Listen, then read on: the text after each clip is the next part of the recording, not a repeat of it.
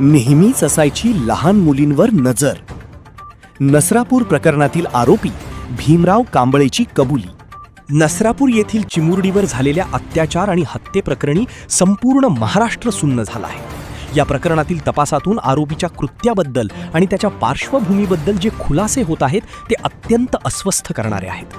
भोर तालुक्यातील नरसापूर परिसरात अवघ्या 4 वर्षांच्या चिमुरडीचे अपहरण करून तिच्यावर अत्याचार करण्यात आले.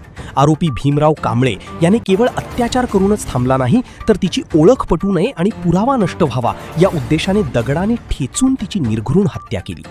पोलिसांनी तांत्रिक तपासाच्या आधारे आरोपीला बेड्या ठोकल्या असून चौकशीत त्याने आपला गुन्हा मान्य केला आहे.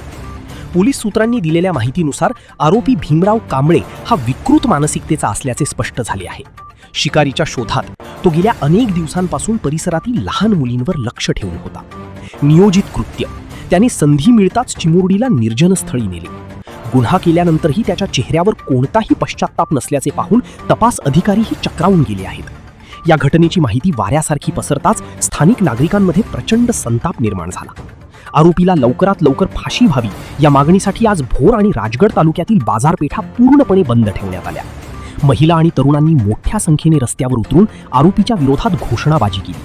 पीडितेला न्याय मिळालाच पाहिजे अशी एकच भावना सर्वत्र पाहायला मिळत आहे. घटनेचे गांभीर्य ओळखून केंद्र आणि राज्यस्तरावरील यंत्रणा सक्रिय झाल्या आहेत.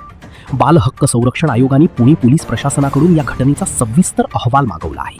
पीडितेच्या कुटुंबाला तातडीने न्याय मिळावा यासाठी हा खटला फास्ट ट्रॅक कोर्टात चालवण्याच्या हालचाली सुरू झाल्या आहेत. विशेष सरकारी वकिलांची नियुक्ती करण्याची मागणीही जोर धरत आहे.